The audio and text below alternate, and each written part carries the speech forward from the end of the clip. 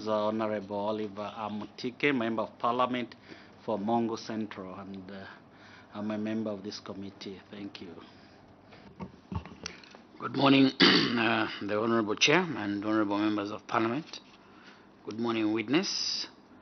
I'm Honorable Christopher Shakafuswa, the Member of Parliament for N.A.B constituency of Lusaka District. Thank you so much and welcome. Thank you very much, Chair. Good morning, witness. My name is Darius Kunda from the Office of the Clerk. Thank you. Good morning, witness. Good morning, honorable members. My name is Honorable Munashabantu Imelda, Member of Parliament for Mapatizia constituency in Zambia District of Southern Province. I'm the Vice Chairperson of this committee. Thank you. Good morning once more, witnesses. My name is Lubusha Andrew. I'm Member of Parliament for Chipangari constituency, and I'm the Chair of this Cabinet Affairs Committee. Permanent witness. Good morning, Honorable Chair, and good morning, Honorable Members. Good morning, our witness today. My name is Laston Banda, coming from Minister of Justice, and I'm appearing as a permanent witness. Thank you.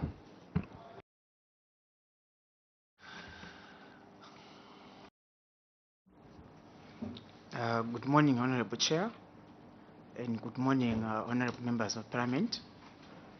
My name is Munachonga Jagataya from Evelyn Horn College.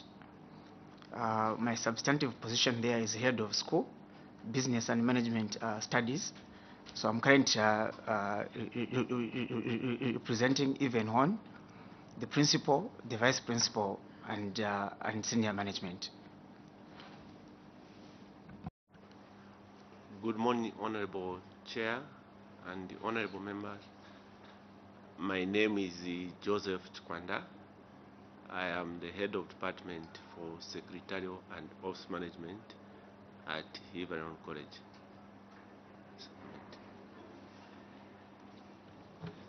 Thank you so much, witnesses. You may proceed with your submission.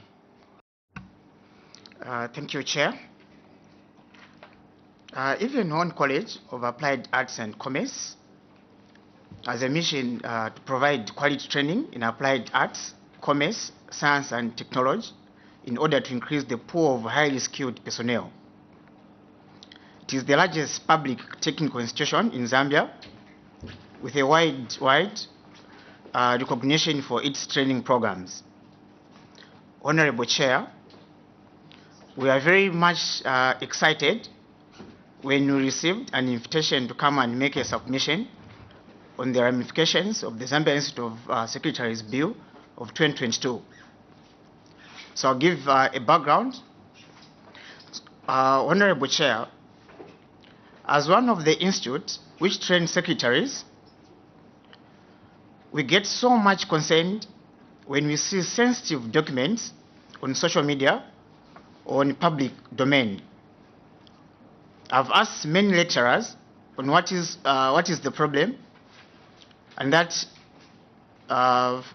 maybe we have not done a lot in training the secretaries, because the first person to receive such documents is a secretary. There have been so much documents being leaked to the public, and we feel as even Horn College that something must be done, and the only way is to have a body which will regulate the secretary's conduct. Further, Honorable Chair, the behavior of some secretaries is not called for. The manner in which at times they'll receive you in their offices when you want to see the boss is unprofessional, as if maybe they are mentally challenged in some way. However, even if you encounter such types of secretaries, you cannot do anything to discipline such secretaries, as there is no professional board regulating their conduct. Further, Honorable Chair, when you go outside, there are a lot of secretarial services being offered. For instance, there at even Horn College, There are so many secretarial services offered there, and I wonder if the people managing such places are qualified, and in an event of a problem, there is no place where one can report them or lodge a complaint against them. Honorable Chair, even Horn College, being one of the institutions which train secretaries, support the enactment of the Zambia Institute of Secretaries Bill of 2022 in its current format and going forward. We'll be glad to work with the Zambia Institute of Secretaries when it comes to training secretaries in the Republic of Zambia. Currently, Honorable Chair, there is no law to regulate the conduct of the professional secretaries, and there is need to create a legal framework, which is the Zambia Institute of Secretaries, that will regulate the conduct of professional secretaries in the country. In conclusion, Honorable Chair, Evelyn Horn College of Applied Arts and Commerce supports the enactment of this bill, of this important bill into law, because it seeks to provide for registration of professional secretaries, regulate the conduct of the professional secretaries, and constitute the council of the institute and provide for its functions. Honorable Chair, I submit. Thank you so. Thank you so much, witness. Is there any submission, addition from your support staff?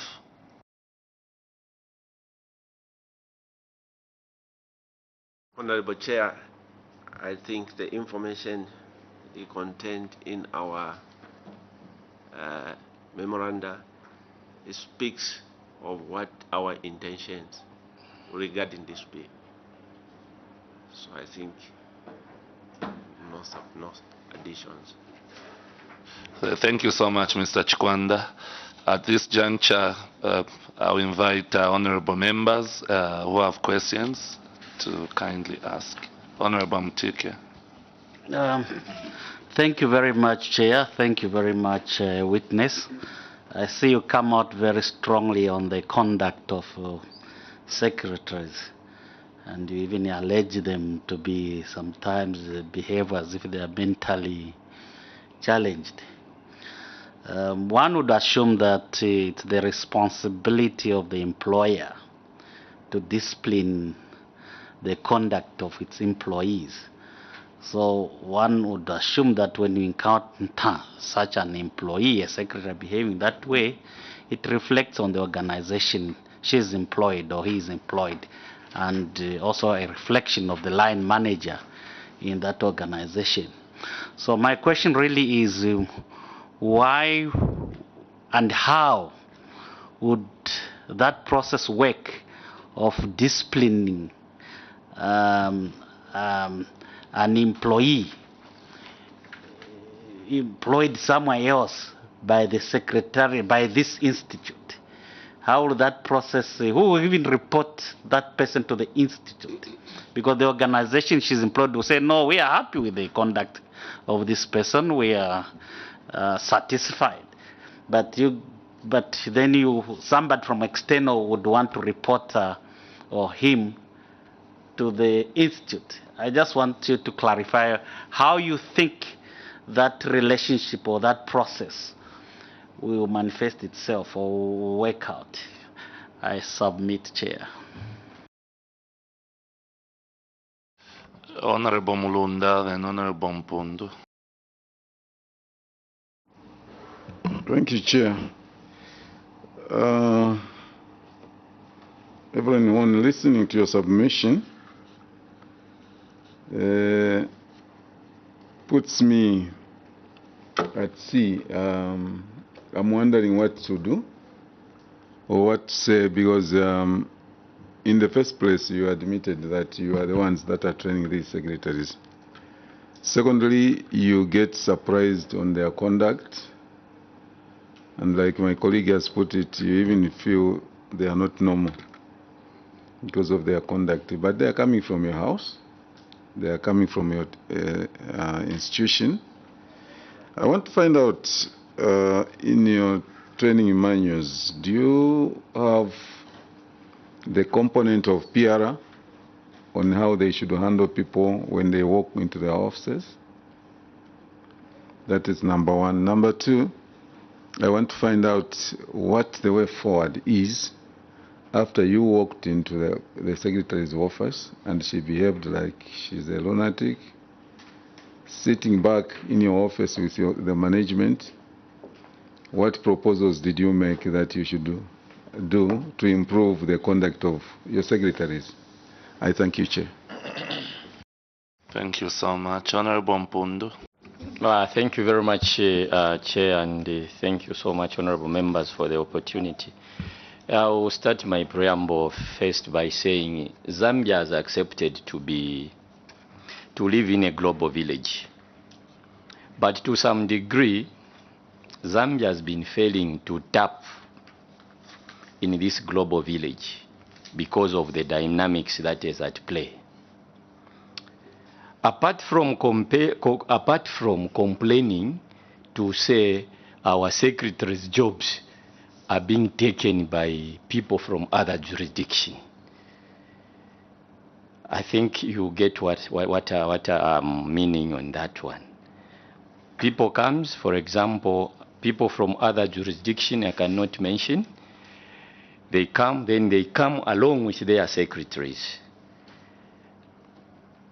My question is, would you support changing the curriculum of your secretaries with these dynamics on the global market in terms of the labor market to have a specialty, someone if is doing secretariat, currently you are using English as your language in your teaching of secretaries, in tutoring your secretaries. Do you think combining to say English with Chinese, or English with Portuguese, or English with French, that way you are trying to broaden the labor market for your secretaries? Because sticking to say English, if people comes from the Chinese jurisdiction, when they come, there is no way that they can employ an English secretary. They would rather get a Chinese secretary, and then we will keep on complaining. So do you support that view? That's number one, changing the curriculum. Number two, since you are the trainers and you know how many graduates you offload on the labor market, what subscription fee would you recommend to your students with this upcoming institute, bearing in mind that most of these secretaries, we may look at them coming from a vulnerable grouping in our labor market. Some, the pay is not up to date, and then you subject them to this subscription fee. What would you recommend? Thank you, Chair. Thank you so much, Honorable Mpundu. Witness, you may kindly respond. Thank you, Honorable Chair. I'll try to tackle the first question or the first sentiments that were raised by the Honorable Member. I think I'll allow the specialist, the one who is heading the Secretarial Department, to respond to technical questions of some sort. On the professional body,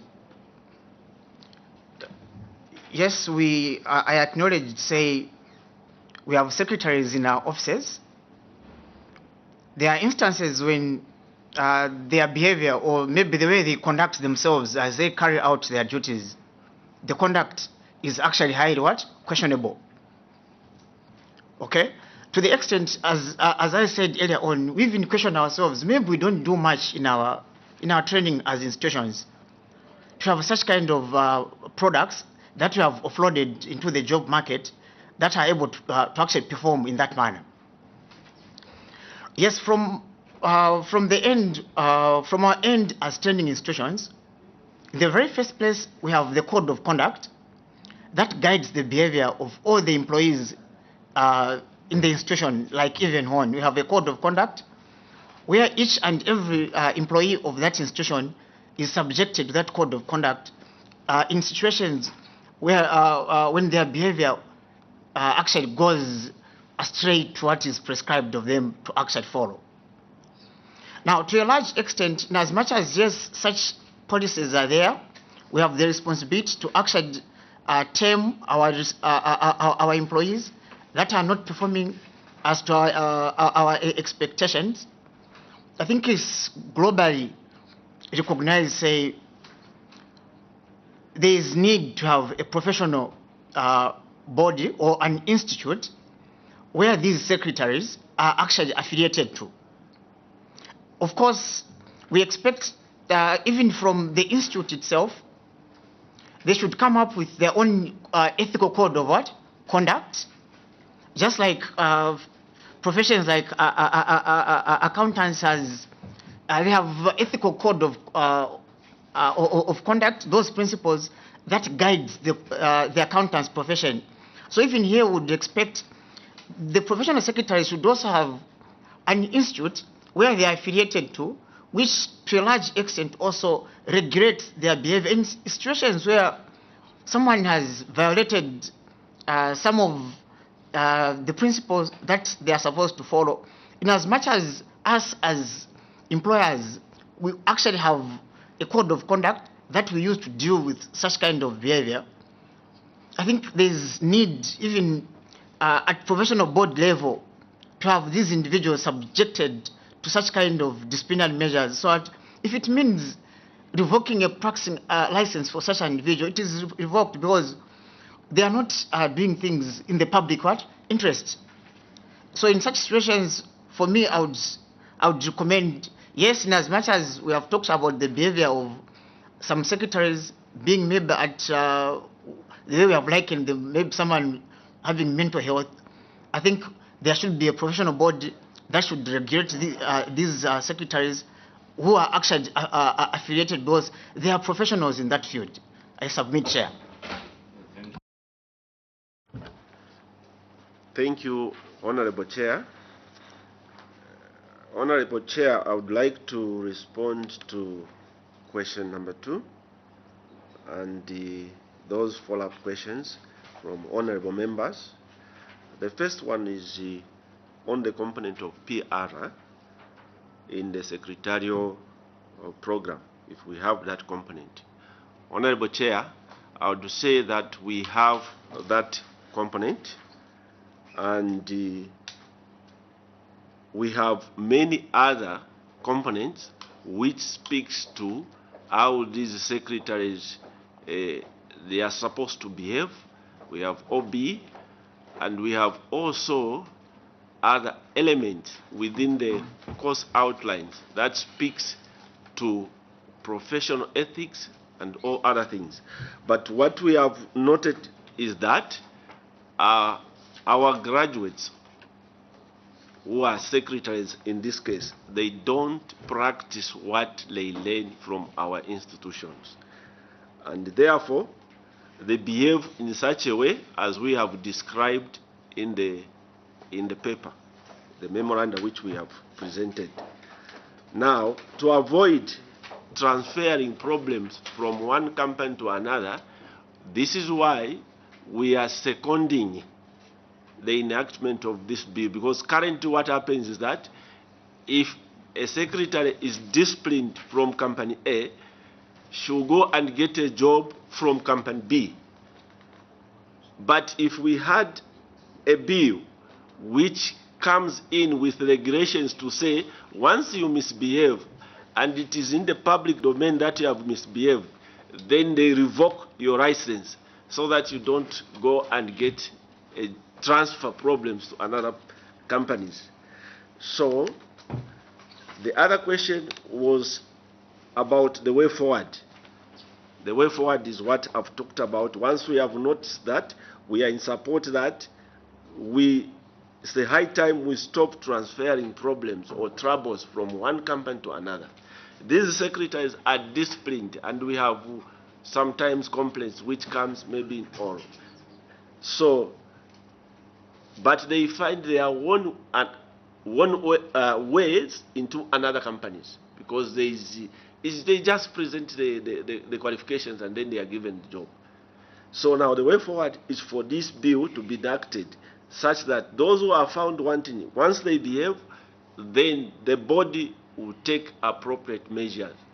If it means revoking their license, let the license be revoked so that they do not take problems or practice. So the other question was about the curriculum, changing the curriculum. I think if I got it correct, in different languages, which include the Chinese. Our position on that is that our official language is English, and then we change the curricula according to the changes in the environment worldwide. If there are things which have changed worldwide, and we wish to make sure that we bring those things on board so that as we produce our graduates, they are international, or they have that international caliber. They can work elsewhere. But of course, we give our commands in the official language. We do our curriculum in that language. Then the other one was about the subscription fee. Just like other bodies, like accountants, and these are the same students we teach, and they subscribe to that body. I think in the same way, these students also cannot find it difficult to subscribe because they stand on the same platform.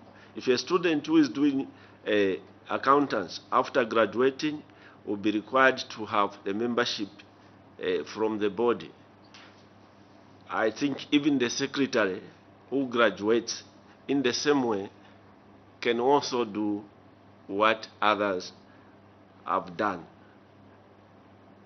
What is important is to make sure that the right thing is done by the people we are teaching or graduating, or we are sending to international or on the world market. I submit. Thank you so much, witness. Yes, Vice Chair. Yes. As my two other colleagues alluded to earlier concerning the conduct and also the curriculum, you are the institute, one of the institutions which produce or train these secretaries. We see a lot of other, like even in Horn, producing other from other areas of expertise like accountants and others. They don't have similar behavior. Like you put it to say, sometimes you wonder if there's a mental health issue. What have you done, or what are your plans to maybe change the course content to make sure that there's an aspect which you address this mental health issue? Because we see this across, and now you are making a presentation, and this is just as well because you are the one training them. What do you think can be done with the course content? Should you add maybe one of the psychology courses or something like that to make sure that you produce people who are not mentally deranged? Because we see all these behaviors around, from the dress code to the language to the way they take advantage of whoever they are working with, just to be very polite. So what do you think is missing in the curriculum as the trainers? I submit. Thank you, Chair. Do we have any follow-up question? Yes, Honorable Mpundu. Thank you very much, Chair. I'll zero in on the same aspect of the way the witness has alluded to in terms of behavior. You know, as much as you can blame this secretarial staff, to some degree, you agree with me to say they are also abused to some degree. My question is, would you recommend in this bill, especially code of conduct, would you recommend in this bill not to allow relationships at secretarial level within the organization as an institute? Thank you. Thank you so much, Honorable Mpundu. We can get the last question from Honorable Mandandi. Thank you very much, Chair.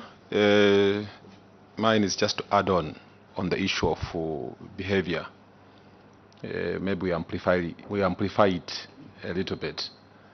We are talking of maybe these secretaries behaving in despicable manners at times, in rude manners, but we must also not turn a blind eye to the other side of their behavior when they seduce their bosses at workplaces.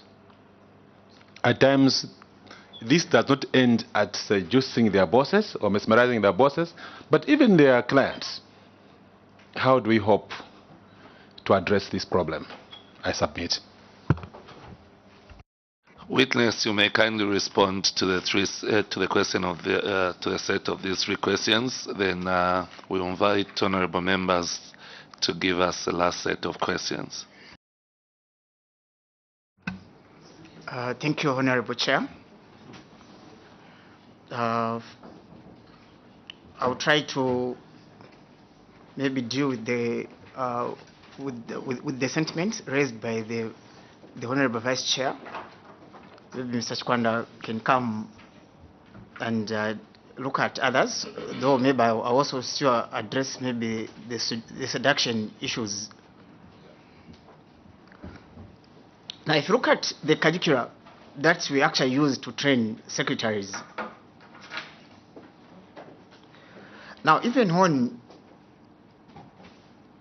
okay, we have an institution that provides a variety of programs, one of them being secretarial. To a large extent, you find we have no control over the curriculum itself. All the curriculums that we use at Even Horn, they are all from other bodies. If you are training accountants, automatically the curriculum comes from Zika. We are training secretaries, the curriculum comes from Teveta. So there are instances when, okay, we have seen maybe gaps, to say there are gaps in the curricula, in the way maybe things are supposed to be done. Looking at the way others have said, the environment that we operate in is constantly changing. And there are instances when someone can even ask the relevance of secretaries in these offices, looking at the way things have changed. So, because of not attending to issues, when things actually have changed, we end up lag behind, and the relevance of certain positions now come into question. So that is why, by and large, the introduction of such a bill for Zambian of secretaries, to me, it actually is the best, because that institute will have that mandate now to always constantly monitor what is relevant when it comes to issues of the program, the secretarial program, the way it is being trained by the various training institutions, and what is obtaining in practice. Are they in tandem? So you find at times there is a gap that is there. So from our end, when we note gaps in the curriculum, automatically we communicate to TVETA. In writing, these are gaps that we have noticed that would wish maybe they are addressed in the what? In the curriculum. So if TVETA does not act, as I said earlier on, we can only act to a certain what level. From this end, we will provide the suggestions to TVETA. TVETA, as things stands, they have actually the authority for these technical and vocational training programs. So the aspect of maybe adding other elements in the curriculum, things like psychology, I think they would help a lot. Because the rate at which we actually operate now, we expect actually almost everyone to know how to handle issues that relates to psychology. Someone should be psychologically updated. So the other issues that normally comes on board is also, maybe as we talk about updating the curriculum, even the entry requirements are supposed to be what? To be changed. Because maybe at present you find maybe someone with a full certificate can do secretarial. So there are levels of understanding already, maybe they don't have mathematics, okay, English is always there. So the majority, maybe they even just have passes. So the level of comprehending issues to a certain degree also becomes an issue. So I think when you have this institute, if it is established, it will help a lot, especially when it comes to the issue of curricula, because they will be scanning the market almost throughout. If you look at institutions that are, the institutes that are already obtaining Zika, purchasing and supply, ZIPS, ZIM, I suspect they scan the market to see what changes are actually taking place. Thereby, if there is need to revise the curricula, such revisions are constantly done. So having an institute will actually be a plus. I submit, Chair. Thank you so much, witness. You may proceed, sir. Thank you, Honorable Chair. I would like to refer to the question, which was, would we recommend to allow the abuse of secretaries by bosses in the Act? So I would like to submit this, Chair. In the course, the course secretary itself, there is a topic, there is a course, office management, and there's a topic, the boss-secretary relationship. And these people are taught how the relationship should be between the boss and the secretaries. But they choose not to practice what they learn. And therefore, this is why we are saying we support this bill. And for sure, would recommend for that to be in the bill, because after they are taught, people, they choose not to practice what they have learned. So we definitely recommend that the relationship, the work relationship, exists between the boss and the secretary, and no any other relationship, because that's what we teach them.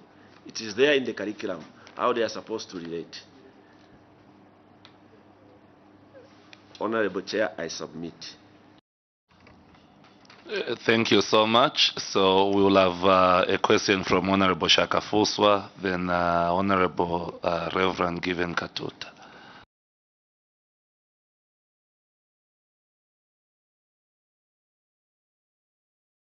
I was looking at the bill where it wants to regulate the conduct of professional secretaries, whereas on the other hand, the council members in the schedules are given immunity in the line of their work. I was reading, is it part 7? Part 7 of the bill, and there is a schedule. And the schedule, that is number 8, it reads an action or other proceedings shall not lie or be instituted against a council member, a member of committee of the council, or a member of staff of the institute for or in respect of an act or thing done or omitted to be done in good faith in exercise or performance of a function conferred under this act. This simply means that council members and members of staff of the institute have immunity. What would be your comment? Is this immunity necessary for the council members and members of staff?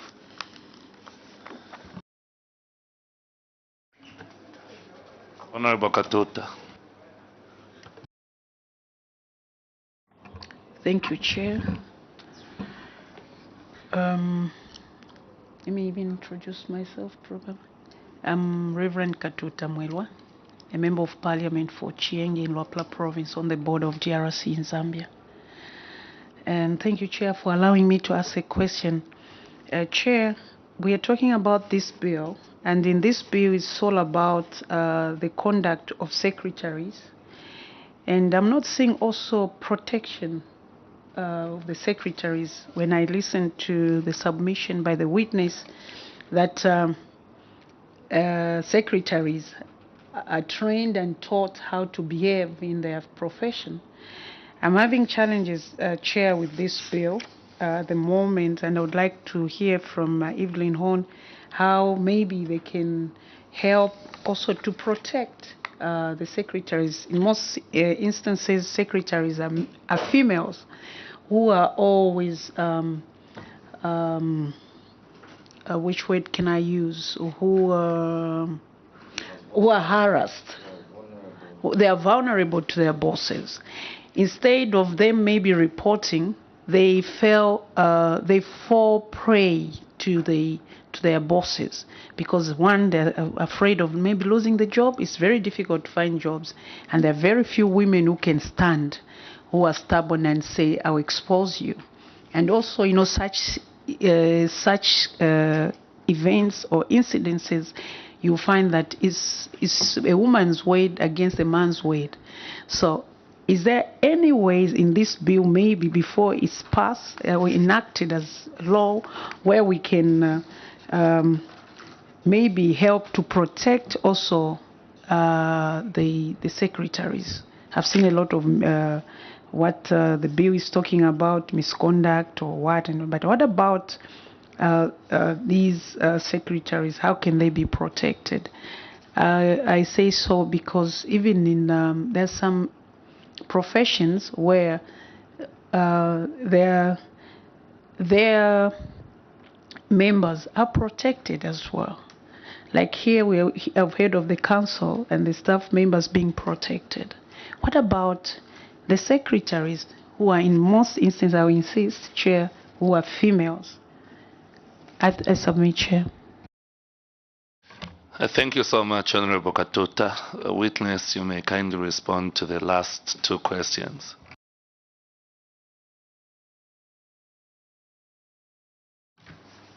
Thank you, Honorable Chair. I will respond to the first question, then the head of the delegation group will respond to the last question. So the first question is about the council members given immunity for prosecution. So I believe the law should be applied fairly. There is no law for the poor or for the rich. If the poor commits an offense, it should be reliable for what the law says. If the rich also does the same, that should apply. I submit on.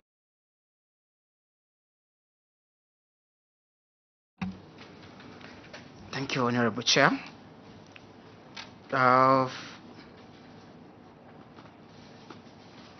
protection of secretaries. I think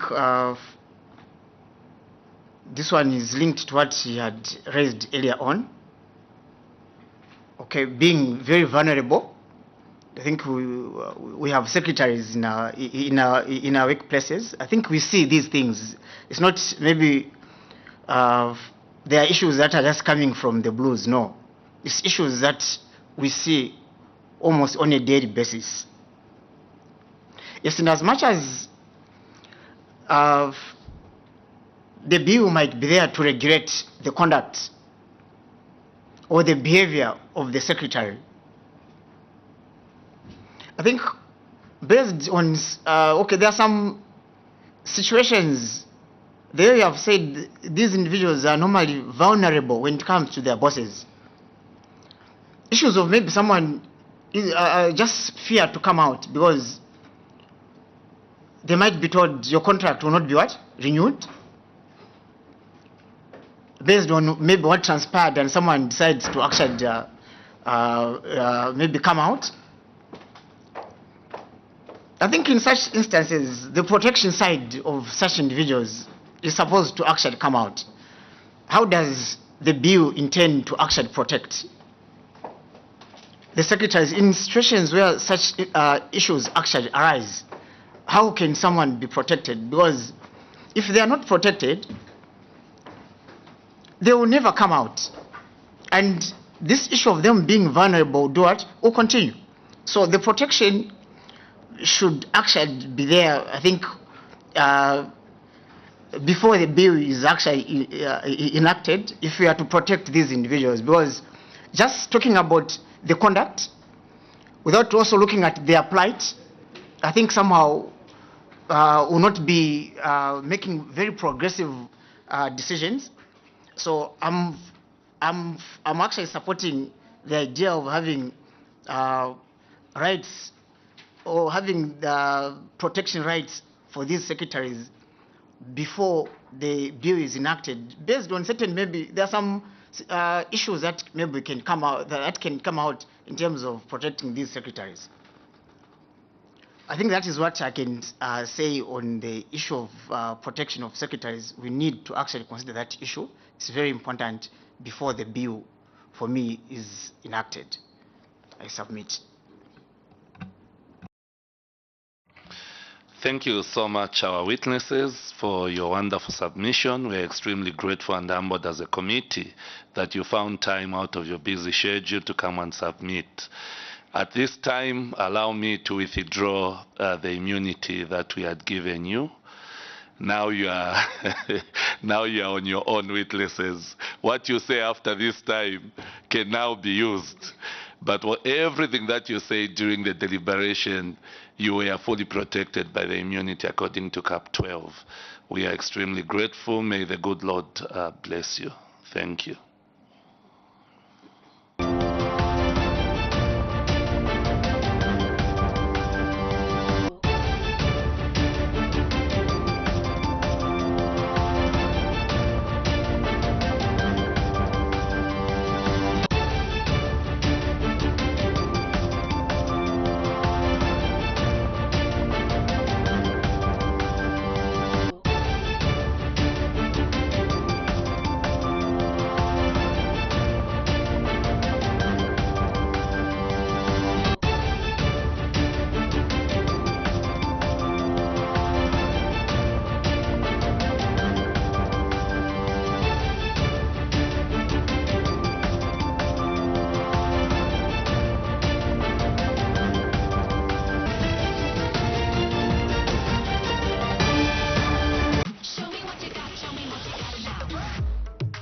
Teenage Kanan Stark is desperate to join his family's illicit drug business. It's always been Kanan and me versus everybody. America's First Ladies offer a unique viewpoint into the inner workings of the White House. All I can do is what I believe is right. And the Reyes brothers seek to avenge their sister's death, but find love instead. This is not just a whim. It's your moment to enjoy fresh new shows. Get and stay connected to DSTV.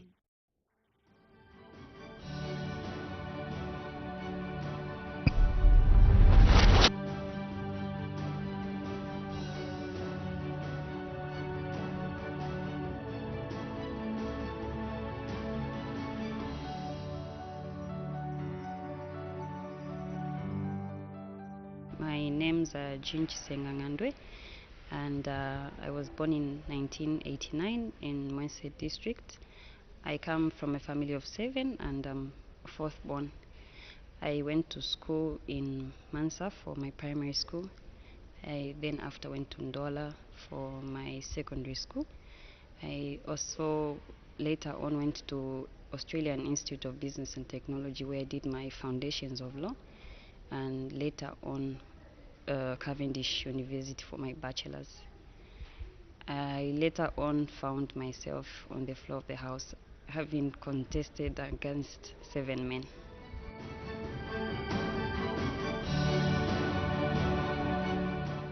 My constituency is not so vast. I have about 35,000 people there, and we have 10 wards. Our livelihood there is fishing and farming. And we're also trying to find new ways of living for our people, because we are really entirely depend on fishing. And you know, our fish that side has literally depleted. We are looking for a new way of livelihood.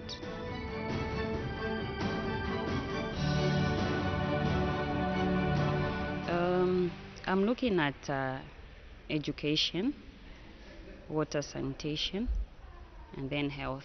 But you know, even when you have an education and then you don't have a good health, then it doesn't mean anything. So my 2 priorities are water and health. So with the coming of CDF, we are hoping we can make a few adjustments, starting especially with water and health. And as it were, we are also trying to lobby from our cooperating partners and other companies to see how they can come in and help us, so that we enhance our health care as well as water development in the constituency.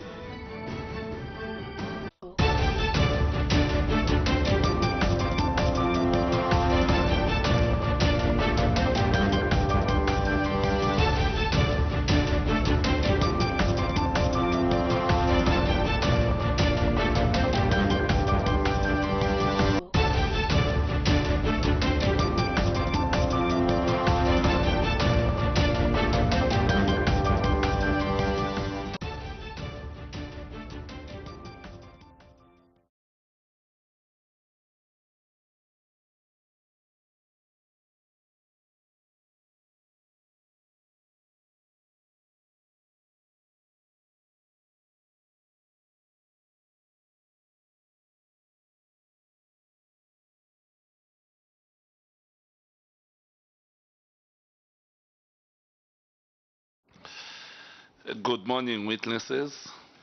Welcome to the Cabinet Affairs Committee. This committee is delighted to have you here, and my Vice Chair is just whispering to me that she's extremely excited that the entire team is consisting of women only. We would like to urge you to feel as free as possible, and in wanting to make you feel free, we would like you to note that when a parliamentary committee is sitting, it is sitting as a miniature parliament. Because of this, when you appear before a committee, the same immunities that are enjoyed by honorable members of parliament are extended to you as stated in the National Assembly Powers and Privileges Cap 12 of the laws of Zambia as amended by Act number 13 of 2016 and in the standing orders. Therefore, whatever you submit to this committee is protected and can never ever be used against you in the courts of law or anywhere else. You are urged to be as truthful as possible, because if you choose to deliberately mislead the committee, the same Cap 12 can be used against you.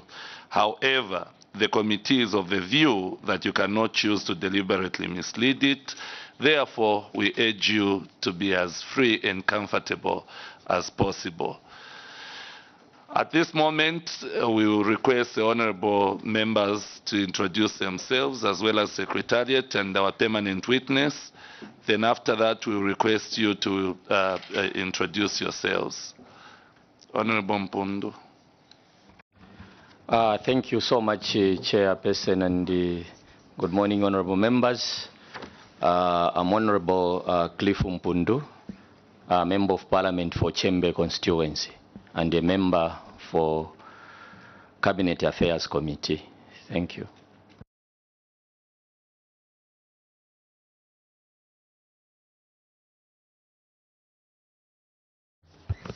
We're going this way. Thank you very much, Chair. Good morning, witnesses.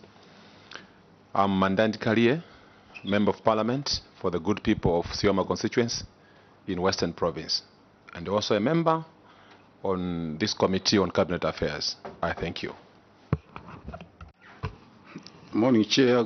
Morning, witness. My name is Mulunda Darius, Member of Parliament for Siavonga constituency in the Southern Province. Honorable. Thank you, Chair. Good morning, witness. It's good to see women in charge. I'm impressed. You can see the way we are seated here.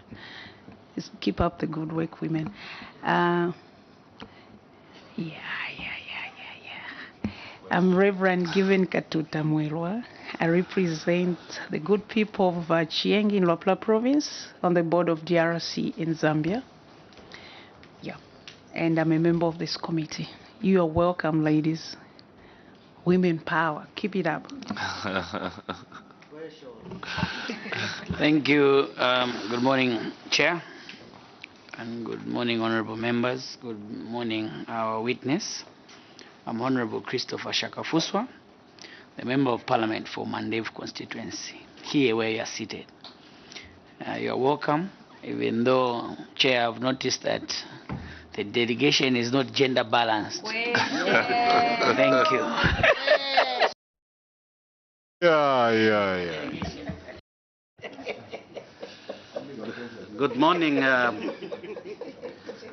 Good morning, Chair, and good morning, witnesses. My name is Honorable Oliver Mtike, a Member of Parliament for the home of Kumboka ceremony, which is Mongo. So just across we have the Liua National Park, which is the home to the second largest migration of wildebeests. So you are welcome to this committee. Thank you very much.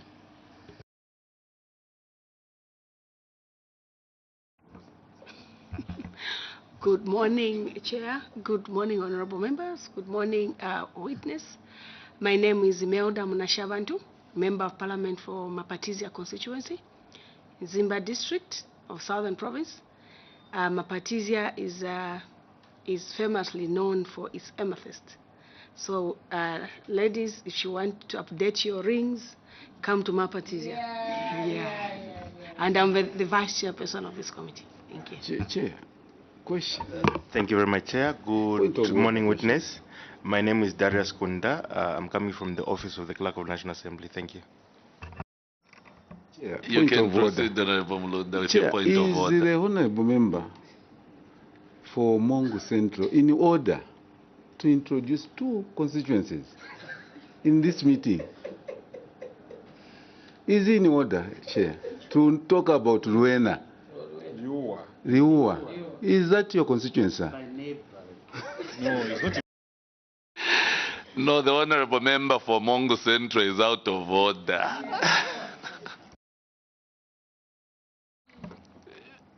Good morning once more, our witnesses. My name is Lubusha Andrew. I'm Member of Parliament for Chipangali constituency and the chairman of this Cabinet Affairs Committee.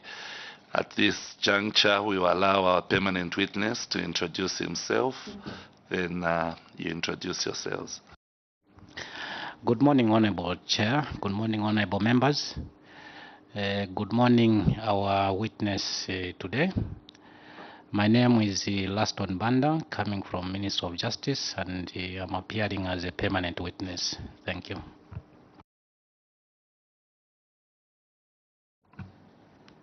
Good morning, Honorable Chair.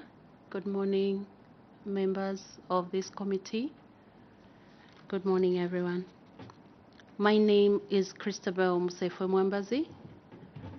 I'm the current president for Professional Secretaries Association of Zambia. I have not come alone. I have come with my colleagues. They are all members of the National Executive. I'll ask them to introduce themselves. Thank you. Good morning, Honorable Chair. Good morning, honorable members. Good morning, witnesses. My name is Sila Mwenya. I'm the chairperson of the Council of Past Presidents.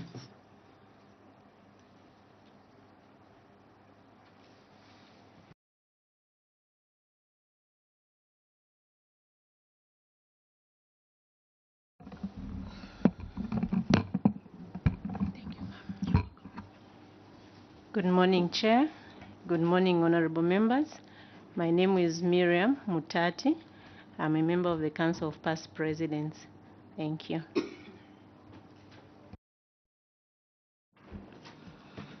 Good morning, Honorable Chair, and good morning, honorable members of this committee. My name is Edith Banda. I'm a member of the Council of Past Presidents and the current Council Secretary. Thank you.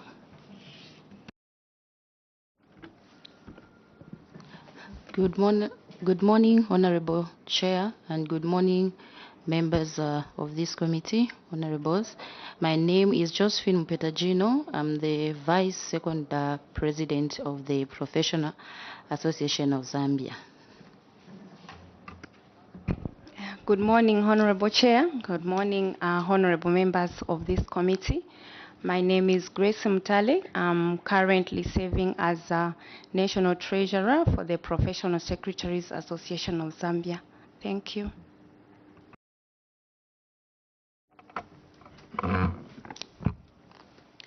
Good morning, Honorable Chair. Good morning, honorable members of this committee. My name is Malumbo Namposia. I'm serving as the current National Publicity Secretary for Professional Secretaries Association of Zambia. Thank you. Thank you so much, witnesses. Madam President, you can begin your submission. Thank you very much, Honorable Chair. On behalf of the Professional Secretaries Association of Zambia, I want to thank this committee through the Honorable Chairperson for extending the invitation to the association to come and make a submission on the ramification of the Institute of Secretaries Bill 2022. Background: the Professional Secretaries Association of Zambia was formed in 1994 and was immediately registered under the Societies Act. The committee may wish to know that from the time the association was formed, there has been no law to regulate the conduct of the professional secretaries, and there is need to create a legal framework to regulate the conduct of professional secretaries in the country. Honorable Chair, today there is no confidentiality in that sensitive documents are found on public domain. These documents are first received by secretaries as they are the first contact persons and they are the people who leak such documents or information to the public.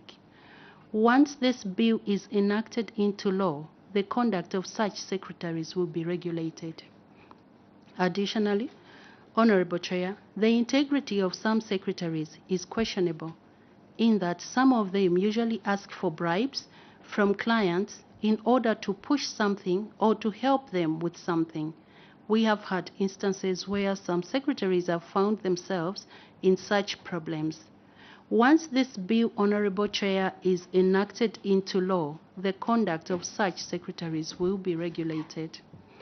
Furthermore, Honorable Chair, today any person can practice as a secretary as long as such a person knows how to type. For instance, today if you go out at any place, you will find secretarial services being offered and the people who operate them are not qualified. And if there is a problem with their service or conduct, you cannot report them anywhere.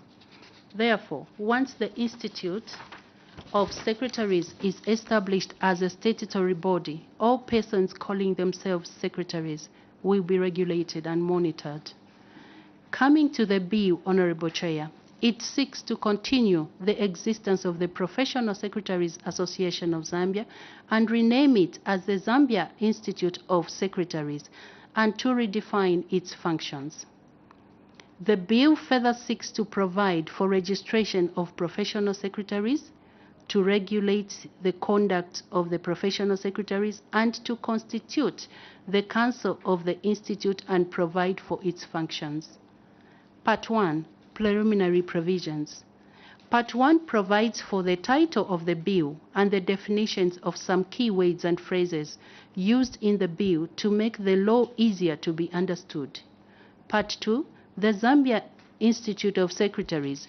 This part seeks to provide for the continuation of Professional Secretaries Association of Zambia and rename it as the Zambia Institute of Secretaries, which will be responsible for registration of professional secretaries and regulate their professional conduct. Part 3, the Council of the Institute. This part, Honorable Chair, provides for the Council of the Institute, which is going to be responsible for managing and controlling the affairs of the Institute, which includes, among other things, approving the policies and all programs of the Institute. It also allows the Council to appoint the Registrar and other staff of the Institute who shall be responsible for the day-to-day administration of the Institute. Part 4, registration of the professional secretaries. This part requires a person who intends to be employed or practice as a professional secretary to be registered with the Institute and to be issued with a practicing certificate. It further provides for the offenses relating to registration, which includes impersonating as a registered professional secretary while not registered as a professional secretary. Part 5, disciplinary matters. This part provides for the professional misconduct, which includes contravening the provisions of this act or engaging in conduct that is dishonest and fraudulent. Additionally, it also provides for the disciplinary committee, which has a mandate to hear and determine any complaint referred to the disciplinary committee by the Institute of the Professional Conduct Committee against a professional secretary. Part 6, inspectors. This part allows the Institute to appoint persons as inspectors to ensure compliance with this act. Part 7, general provisions. This part seeks to provide the appeal process to a person who is aggrieved with the decision of the Professional Conduct Committee, Disciplinary Committee of the Institute.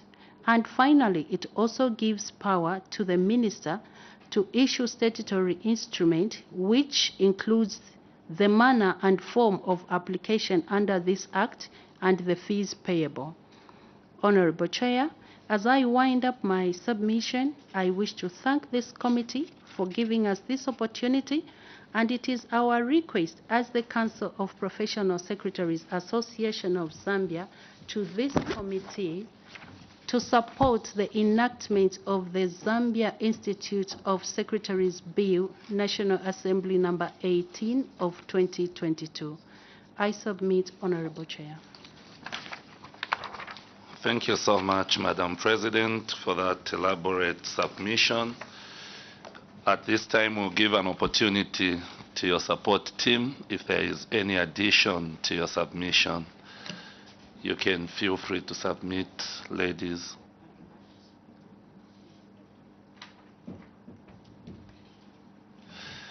We will therefore invite questions from honorable members, starting with Honorable Reverend Given Katuta.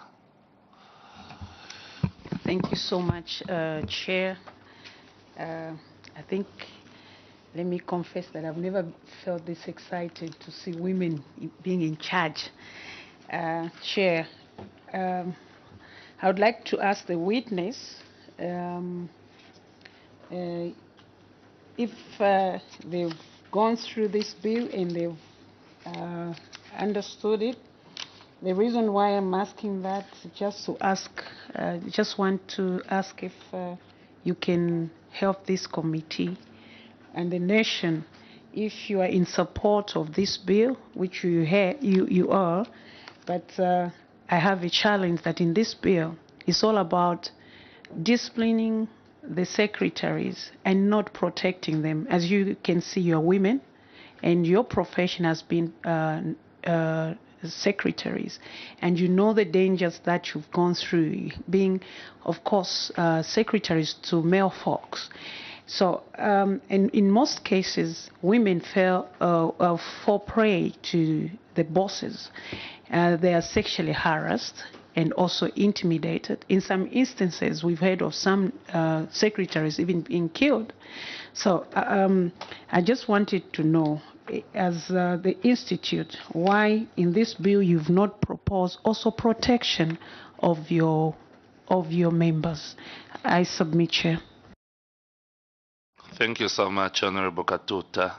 And Honorable Christopher Shakafuswa had a very good question. Yes, Chair, and I think these are the right people to answer my question. I note that in your schedules, part 1, number 8, you want to have immunity conferred on the council members, and it reads, an action or other proceedings shall not lie or be instituted against a council member, a member of a committee of the council, or a member of staff of the institute for or in respect of an act or thing done or omitted to be done in good faith in the exercise or performance of a function conferred under this act. I note that the bill wants to regulate the conduct of your members. Why do you need immunity for office bearers? I submit. Thank you so much. Honorable Mlonda. Chair, thank you so much. What else we appreciate the leadership that is coming from the women folk. We also want to put it on record that most of the secretaries are ladies, women, and admittedly so from their submission is that there is no confidentiality in their work. Sensitive documents, like they have put it, and other things that are not supposed to be for public consumption is always there. So the integrity of our secretaries, the back falls on the professional body like yours. But the people that you are training are not doing what they are supposed to do. So where is your integrity as the professional body? That is number one. Number two, the integrity, like you have said, the integrity of these secretaries. Definitely in Zambia, today if you walk in these sensitive big offices, the secretary will be asking questions when you want to see the boss. That will be leading to a bribe. That will be leading, to be asking for something. And that has become a trade. Now, you as professionals, what measures have you put in place that we don't look at you as a toothless profession, as an institution that cannot produce people with integrity? What have you done in going forward in order for people to respect, for the public to respect this institution? I thank you, Chair. Thank you so much, Madam President. You can respond, and feel free if you would like your colleagues to respond to some of the questions. Thank you very much, Honorable Chair. The first question on protection, my colleague here, Ms. Miriam, will take it. The second one on immunity, my colleague on my left will take it, and I'll take the third one, which is on the measures.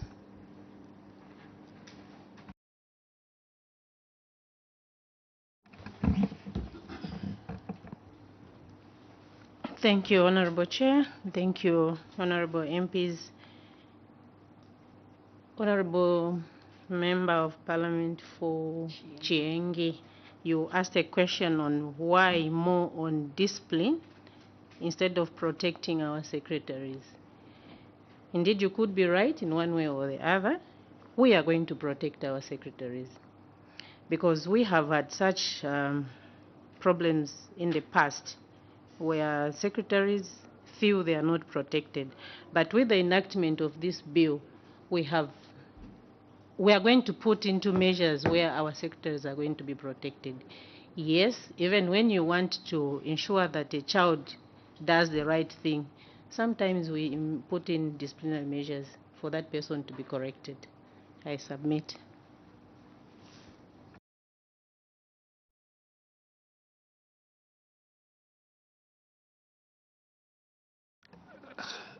Madam Chairperson, I think the President had passed the other question to you. Thank you very much, Chair and members of the committee. On immunity of the council members, what we meant was that when people take up office, they won't be held liable in their personal capacities whenever something goes wrong. The problem will be dealt by the association as a whole. Because if it was left to the individual members, people would be scared to even take up office. We have had instances in the past where the association was taken to court when we were disciplining a past president. We were sued as an association, not as individual members. Thank you. I submit. Thank you so much, Chair. We can have the response to the last question. Thank you, Honorable Chair. Thank you, Honorable Members. On the measures, the question that was asking about the measures that we will put in place on integrity, on how one is supposed to conduct herself. We have a code of conduct in place and code of ethics, which has elaborated on how I'm supposed to conduct myself as a professional secretary, on the do's and the don'ts that I'm not supposed to do. So once this goes into law, all these documents will be shared with every member who will read, and when they do not follow what is in the code of conduct or code of ethics, then they'll be liable to discipline. So the documents are there. I submit. Follow-up questions? Yes, Honorable Katuta. Thank you so much, Chair. Because when I went through the bill, I've not seen where, unless I stand to be corrected, I've not seen where there's part of protection or to protect the members of this institute. That's why I asked that question, because if there was a provision,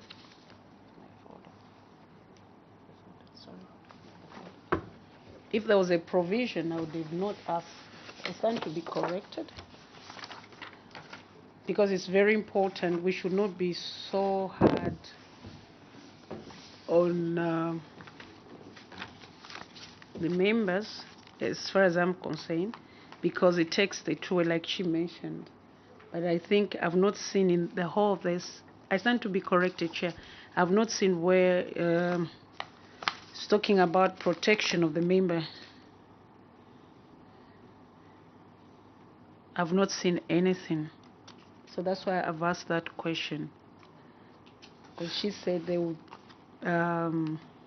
also want to protect. Now, if this bill goes in this current form, I don't see the members of this institution being protected.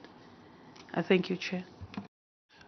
Thank you so much, Honorable Katuta. We will request the President maybe to respond to that question once more. Honorable Katuta is interested in knowing the protection of your secretaries, as she clearly outlined that she has seen the institution talking of punishment. So her major concern is that why haven't you included protection of the same secretaries, that you'll be looking into their matters? Thank you, Chair. I can see a hand. Can she be allowed to speak before I speak? Yes, she can proceed. Thank you, Honorable Chair. Thank you, Honorable members. Concerning protection, we are in the process of developing the SI, which will include the protection. Thank you. Thank you so much, Madam Publicity Secretary. Yes, Honorable Katuta, once more.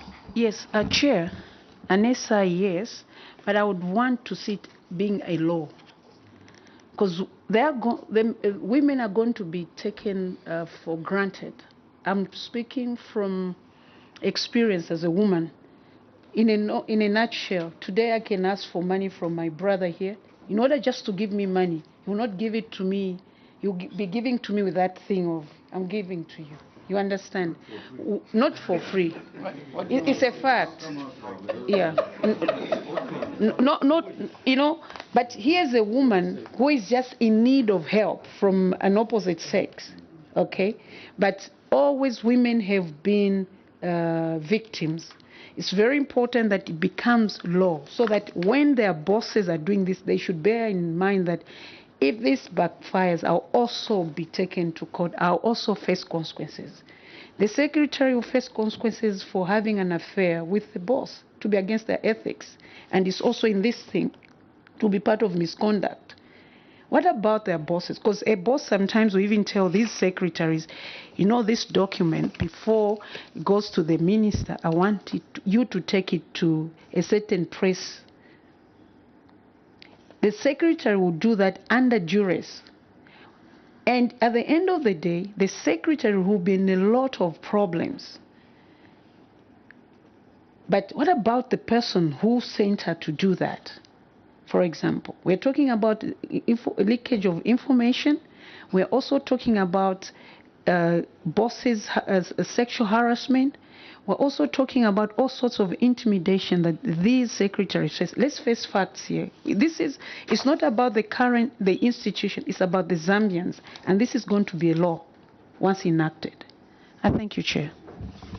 Thank you so much, Honorable Katuta. Maybe we can get a response from Madam Miriam Mutati.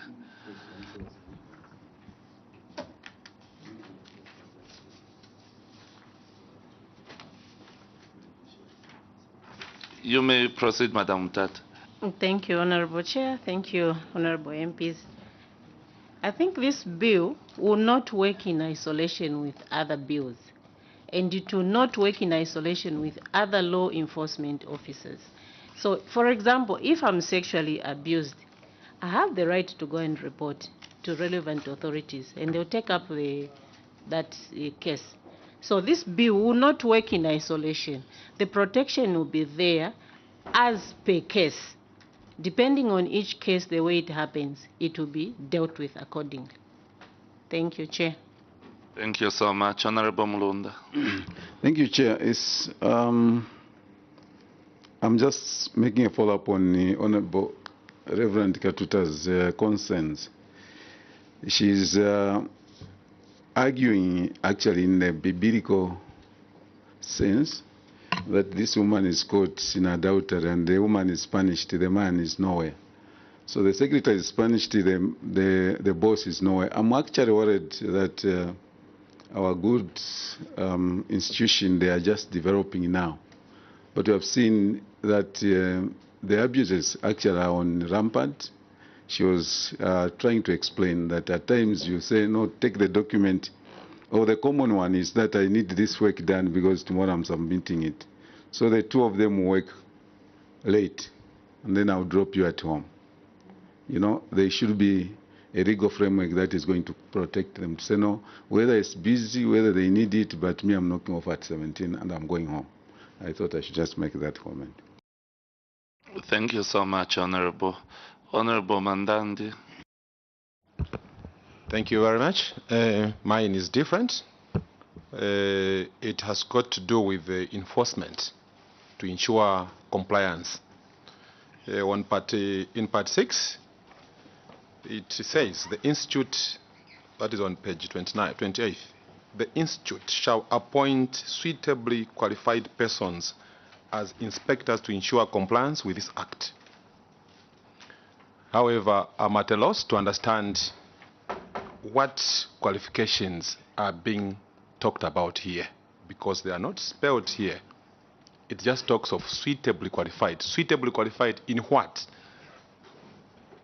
If I can be guided better, so that we are able to understand and able to be on the same footing, whether suitably qualified as police officers or suitably qualified as whatever, I don't know. I don't seem to understand. Thank you. Thank you so much. Honorable Mpundu. Thank you very much, Chair, and thank you so much, honorable members. I'll draw it back. As an institution, it should not be a money spinner. It is from that background I'll ask these questions to say the subscription fee that is being talked about in the bill. Looking at the levels of the way you have tabulated in this bill, what will be the minimum and the maximum from your own view? What would you suggest? That's one, on the subscription fee. And just as I've said, the other thing is the functions of this institution. We would love to have this institution do it in a unique way of a startup. What do I mean? I know within the institution you have these capacity building programs within the institution, which maybe takes only 2 weeks, 1 week, etc., etc. I don't know whether you support this to say, amongst the function of the institution, you should include multicultural interaction as a program to teach your secretaries the do's and don'ts if they are interacting with our colleagues from others. Many times that certain conflicts arises between the bosses and the secretaries because of this multicultural interaction. I'll cite an example. The example is, in other jurisdiction, if you use the word boss, in other jurisdiction, you mean you are telling that person to be a prostitute. You are scholars, you investigate about that. In which jurisdiction? If you call him boss, and you know, in our culture, we are used to that word. But in others, that is an insult. So those are areas which can help you to harmonize the interaction part, to avoid that conflictual matters. Because it is from those small things that brings these conflictual issues. You are calling yourself a boss, but you need to invite these people, especially from those other jurisdictions, to say, we are hosting this. It's a program amongst the capacity building issues that we are doing. You invite those in other institutions. And at the same time, within the same law, like those who are coming from the multinational corporations, would you support to compel within this very law, to compel those multinational corporations and other organizations to be trained at a certain fee, not an exploited fee, as they join this organization and to interact with your secretaries, so that there is that harmonization. I end there, Chair. Thank you. Thank you so much, Honorable Mpundu. Yes, Honorable Mtiki. Thank you very much. I'll be short and sweet and brief. Mine is just a clarity, because I'm struggling to see how you'll be able to discipline secretaries who have gone, who have gross misconduct, because these secretaries are employed by the private or by companies. And your profession is not like doctors or lawyers or where you do public things and all that. Somebody can just sue you and then you can get disciplined. So I just want you to help me how you be able to discipline as an institute somebody who is privately employed in a company. Because if I'm employing that secretary, I'll say, no, that's how we behave here. I can defend her. Thank you very much. Witness, you can proceed to respond to the questions.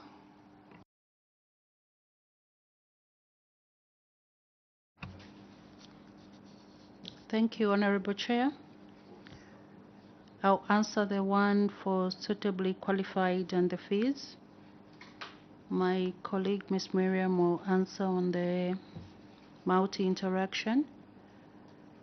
And Madam Sila will answer on the disciplining the other people in other organizations.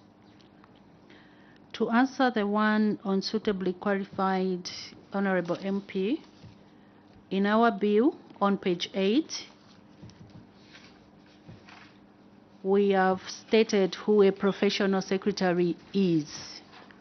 So we are saying a professional secretary is a person who has obtained a qualification in shorthand and typewriting and possesses a secretarial certificate, diploma in secretarial studies, or degree in secretarial studies. So the qualification we are discussing here is one who has possessed those qualifications.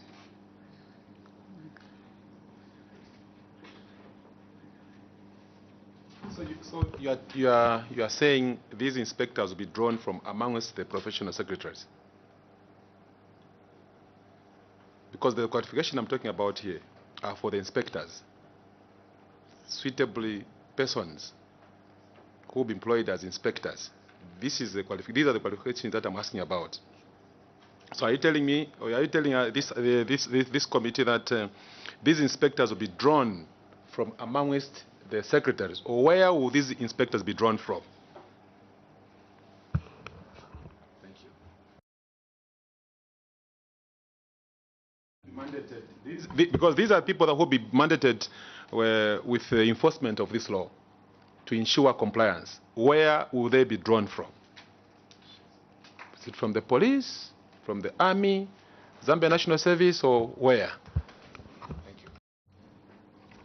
Thank you so much, Honorable Mandandi. I think we have a hand from the National Publicity Secretary, so we'll give her an opportunity to respond. Thank you, Honorable Chair. On inspectors, the Council will come up with qualifications when the bill is enacted into law. Currently, we have not done that, but of course, it's something which the Council will approve. Thank you. Honorable Mandandi, is that satisfactory? In the interest of time, we'll say it's well, it's really not satisfactory, because this thing should have been enshrined into the Act itself, rather than sneaking it in as an SI or whatever. It should have been enshrined in the Act so that we were able to understand who qualifies to be an inspector. Because these are the people that are going to be bringing people, that are going to be moving from one place to another, trying to enforce this law. We'll find ourselves in trouble as a result of these people. Our people there will find themselves in trouble when they contravene this law as a result of these people. So we are supposed to know, just from the onset, what their qualifications will be, or where they'll be drawn from. I think that would be better. Thank you so much, Honorable Mandandi. We are blessed that we have a permanent witness here who can equally come in to guide us on the way forward. I want to believe it's not too late for us to make the amendments at this moment. Permanent witness. Thank you so much, Honorable Chair. Of course, very valid submission, Honorable Chair, from Honorable Mandandi. You will notice that in the bill it is provided that the council will appoint. So usually when you appoint, whatever qualifications that you look at, they'll come in a contract. Because usually they'll be given contracts. It's the same as the registrar of the institute. It's the same. So they'll be employed based on the contract. So what qualifications which the council will be looking at it is going to be in the contract. So that we don't usually provide it in the law. Thank you, Honorable Chair. Well-guided counsel. We will allow the witnesses to continue responding to the questions. Then we invite one last question from Honorable Shakafuswa. We do not want to keep you here longer than necessary. We are remaining with 6 minutes to wind up the submission. Thank you. Thank you, Honorable Chair. The other question that I'm supposed to respond to is on the subscriptions, which came up. On the subscriptions, we are in the process of providing them in the SI that we are developing, and even as I speak now, the subscriptions are very minimal. Like what is obtaining at the moment is 250 kwacha, but the subscription will go according to the category of the membership that one gets. We have different types of membership, so they all pay differently. I submit. Thank you, Honorable Chair. Thank you, Honorable members of the committee. We're talking about the inclusion of multicultural interactions. That is a very good observation, but I'm happy to say that we normally do this. Even when we're already an association, we used to invite other associations from outside the country to come and be part of us, including our own local training providers. We do include them so that they bring all different ideas on board. So this we intend to continue even when we become an institute. I submit. Thank you so much, Madam Mutati. Yes, Honorable Chair. Thank you, Honorable Chair. I'm going to talk about clarity on discipline. When the Zambia Institute of Secretaries comes into law, every secretary will be required to subscribe to the institute.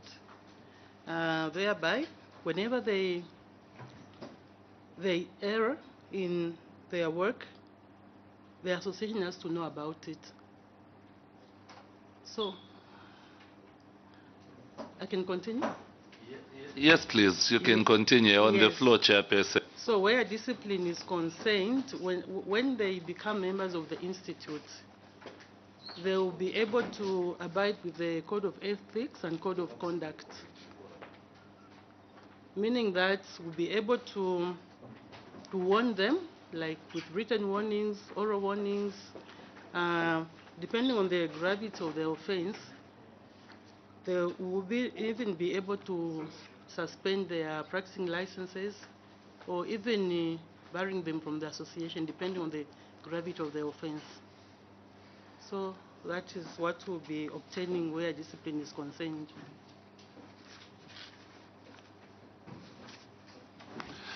Thank you so much, Madam. Honorable Shakafuswa.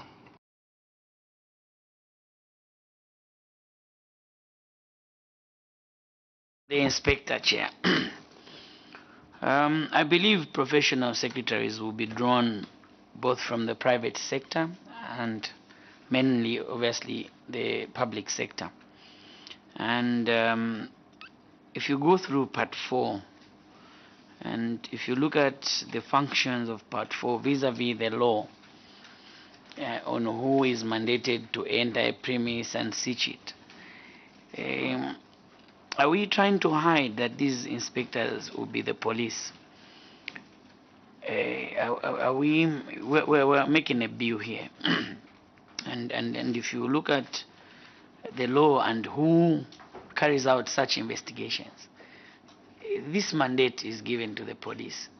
So can we be explicit? I still stand with the question of Honorable Mandandi. Can we be explicit as to who these inspectors will be? I thank you so much. Thank you so much, Honorable Shakafuswa. Yes, Madam, you can proceed. Thank you, Honorable Chair. I feel these inspectors will work in tandem with the professional secretaries or the members of the council, because as the council, we are the people who practice as secretaries, and we know what qualifications a secretary should possess.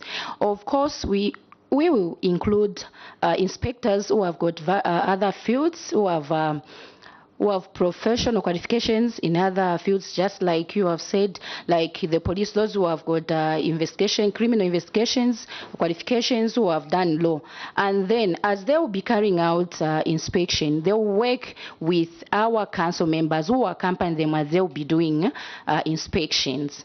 So, of course, we will need to embrace our secretaries to be part of the inspectorate department. Thank you.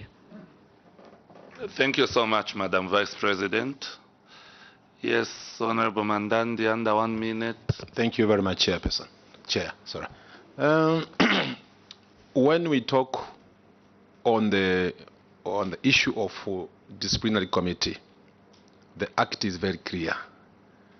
The chairperson should be or must be someone who is from a legal institution or maybe a legal practitioner. Not a maybe, but should be a legal practitioner. So why can't we be very clear on the issue of the inspectors? Just like we are clear on the issue of the composition or the chairmanship of the disciplinary committee.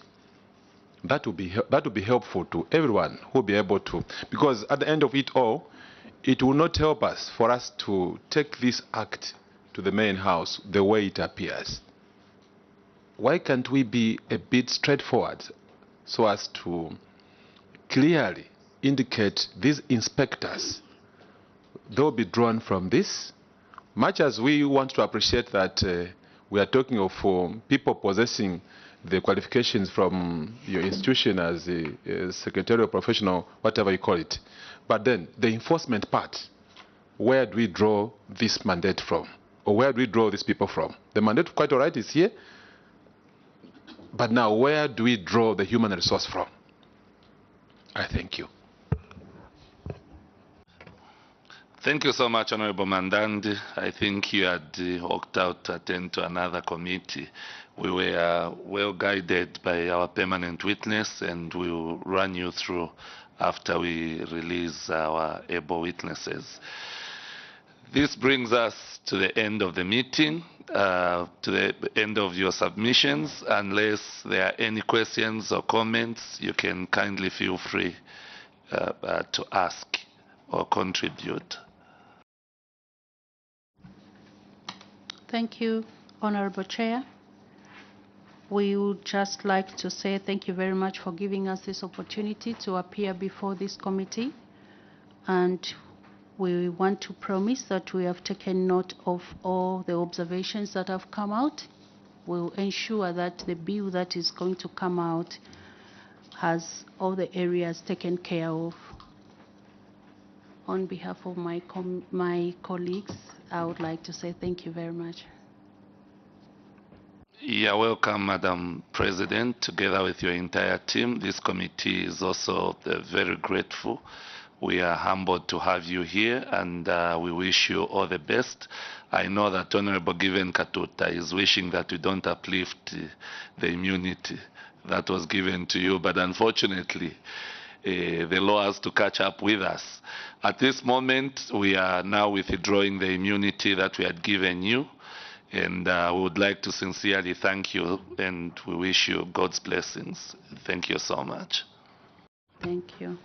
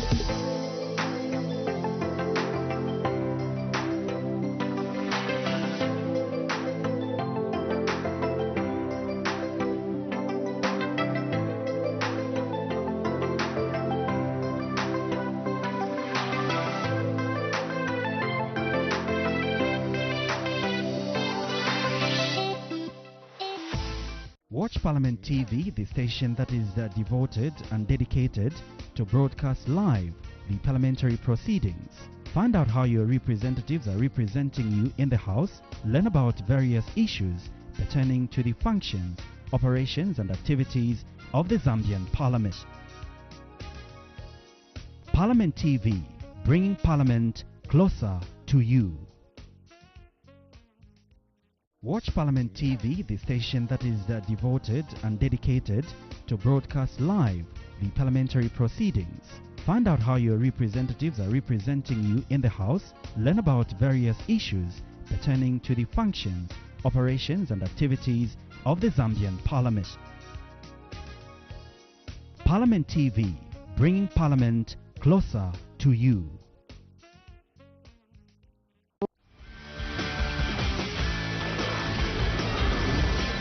On Oyo constituency, we profile one of the most prominent constituencies in the country. The constituency is facing a lot of challenges, but the major ones are, number one, poor road network, communication network, no financial institutions, no colleges, no electricity, and inadequate infrastructure in both education and health.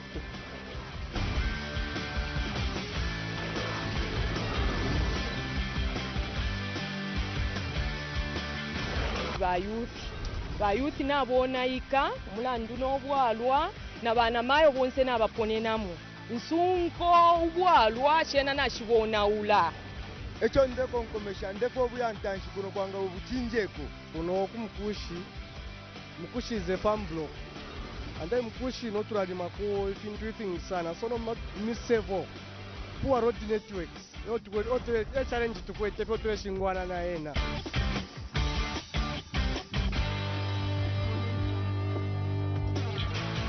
In Mukushi, we watch Parliament TV. Watch Parliament TV, the TV that brings Parliament closer to our community. Parliament TV kulia, Keep watching Parliament Television.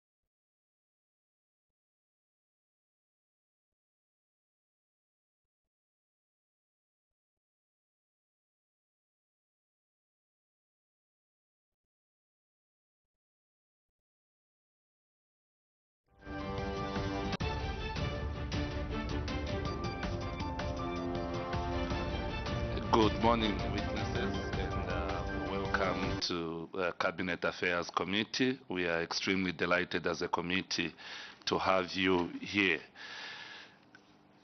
So I'll ask the honorable members to introduce themselves, as well as Secretariat and our permanent witness. Then from there, we'll request you to introduce yourselves and invite you to make your submission. Honorable Katuta. Thank you, Chair, once again. I'm Reverend Given Katuta Mwilwa. I represent the good people of Chieng in Luapula Province on the board of DRC in Zambia. So you should know that there's no witchcraft there. There's a reverend seated there.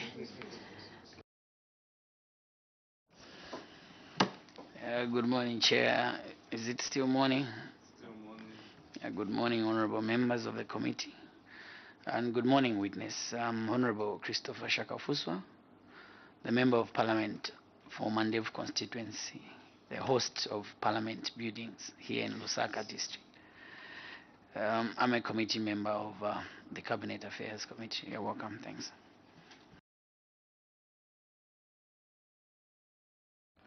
Good morning, the witnesses. My name is Honorable Oliver Amutike, Member of Parliament for Mongo Central, the home of the Kuomboka ceremony. Thank you very much.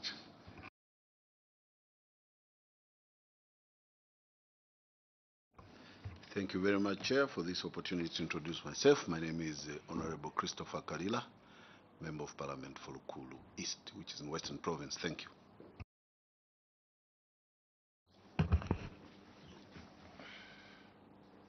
Thank you very much, Chair, and good morning, witness. I'm Honorable Mandanji Kalie, Member of Parliament for the good people of Sioma constituency in the Western Province of the Republic of Zambia. In Sioma, we are privileged to have 2 tourist points where you can proudly visit us.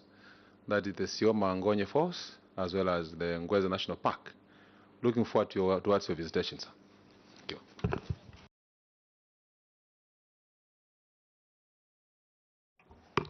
Thank you very much, Chair. Good morning, witness. My name is Darius Kunda from the Office of the Clerk of National Assembly. Thank you. Good morning, Chair. Good morning, witness. My name is Sanford Mwinde from the Office of the Clerk. Good morning, Honorable Chair. Good morning, our witness today. My name is Laston Banda, coming from Minister of Justice and appearing as a permanent witness. Thank you. Thank you. Good morning once more, witness. My name is Lubusha Andrew. I'm Member of Parliament for Chipangari constituency, and I'm the chairman of this Cabinet Affairs Committee. Once more, we would like to sincerely welcome you and request you to feel free. And I would also like you to note that when a parliamentary committee is sitting, it is sitting as a miniature parliament. And because of this, when you appear before a committee, the same immunities that are enjoyed by honorable members of parliament are extended to you, as stated in the National Assembly, Powers and Privileges Cap 12 of the Laws of Zambia, as amended by Act Number 13 of 2016, and in the standing orders. Therefore, whatever you submit to this committee is protected and cannot be used against you in any court of law or anywhere else.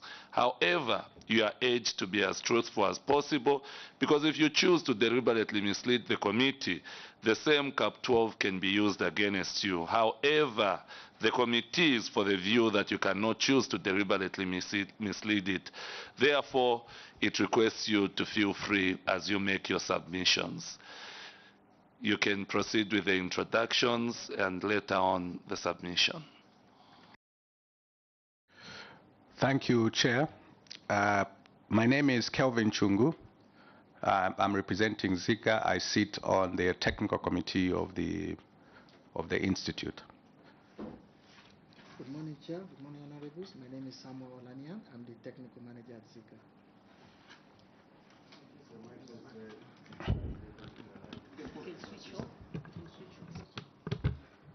Okay. Good morning, Chair. Good morning, everyone. My name is Ngosa Chikakamonga. I'm the Marketing and Communications Officer at Zika.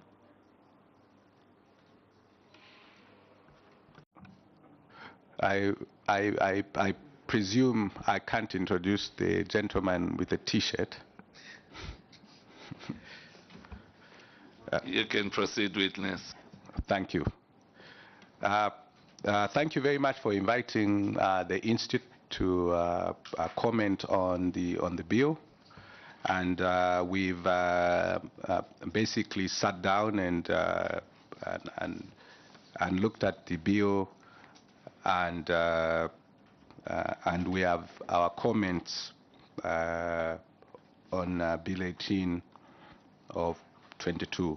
We are cognizant of the objective of the bill, which is to continue the existence of the Professional Secretaries Association of Zambia and renaming it to Zambia Institute of Secretaries, and to redefine and provide for the registration of professional secretaries. We're also cognizant that the need for the bill is to regulate the conduct of secretaries, also to provide for the function of its council and provide for matters connected with or incidental to the function of the secretarial function of the professional institute. Our comment is that we are generally in support of the various provisions that have been included in Bill 18 of 22, and recognize that the Zambia Institute of Secretaries has proposed revision to the bill, which we've considered progressive, and therefore are in support of the same. Some of those issues where we believe that we feel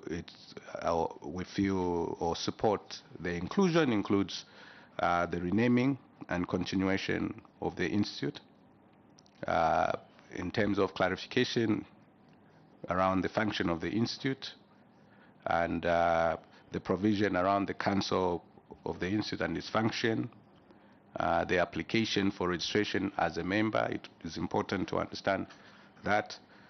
Determination of application for registration as a professional secretary, the provision around suspension and cancellation of legislation, provision around practicing as professional secretary, and suspension and cancellation of the practicing certificate, including how you initiate the disciplinary actions, as well as functions of the disciplinary committee.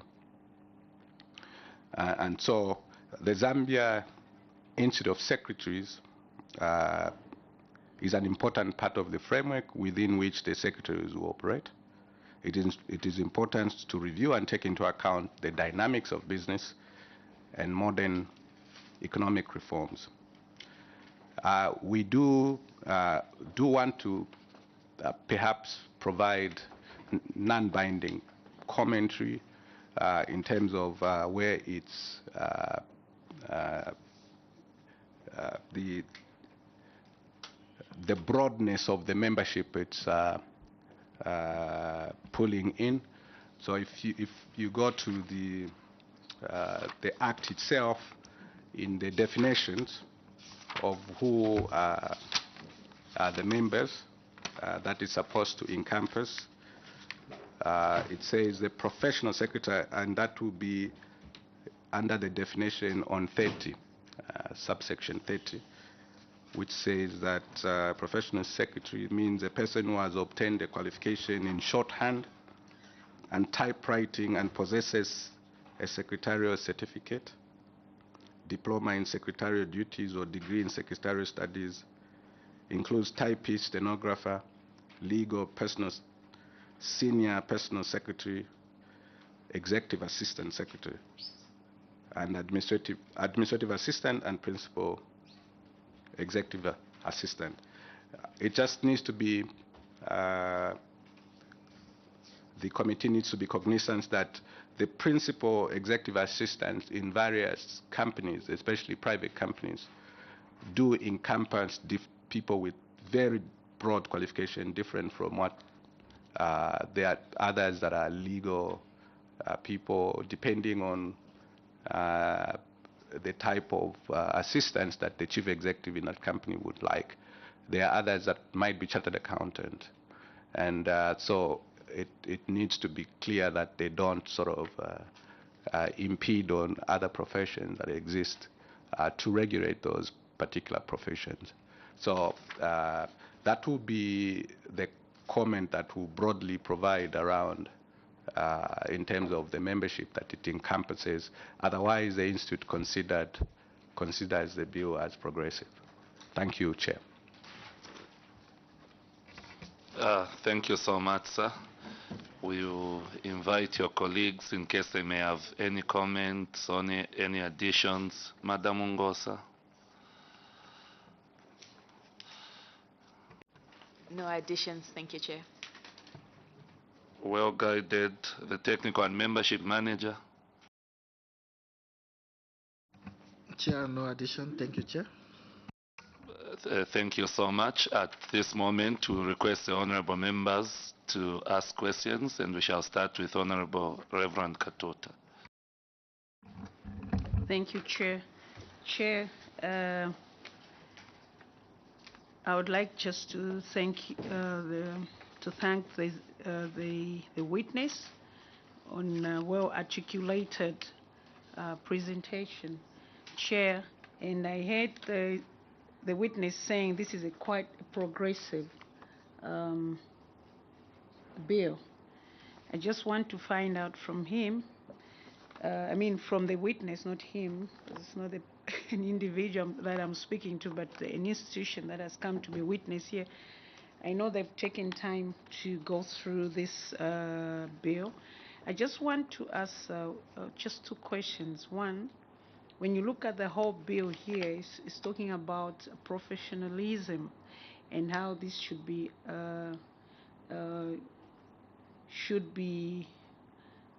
professionalism to be maintained by profession secretaries, and also other procedures that they have to uphold. Now, the question is, this bill is all about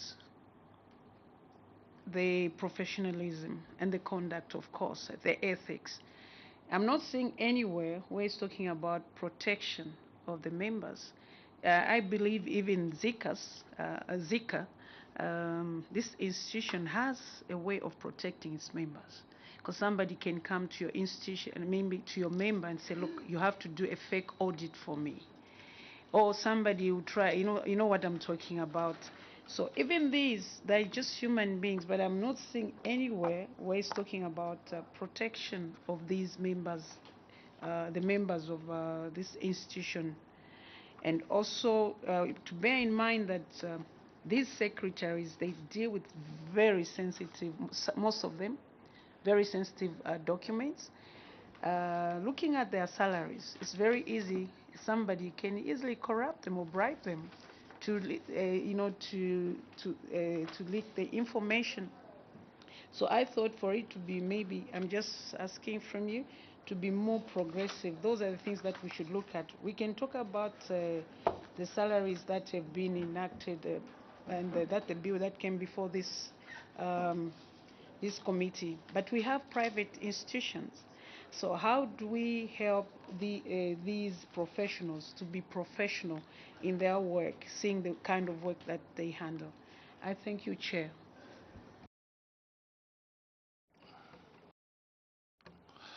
Thank you so much, Honorable Katuta. Any more questions, Honorable members? Honorable Mutike. Yes, Chair. Maybe just to get a comment from the Zikas, whether the formation of this institute won't lead to a burden on secretaries in terms of subscription fees and all that, knowing that most secretaries are not as highly paid as those with qualifications from Zikas. Thank you very much, Chair. Thank you so much, Honorable Mutike. Yes, Honorable Mpundu. Thank you, Chair. Witness, Zika have been on the scene as an institution just like this one, which we are trying to enact the law for. And you have the experience. What weaknesses having read this bill, what weaknesses have you seen in this bill that we can work on to refine it to suit you who have been in existence for some time? Thank you so much, Honorable Mpundu. We will request the witness to respond. Thank you, Chair. I thank you, Honorable, for your question on the protection of members' provisions. We do note that part of the provisions that have been included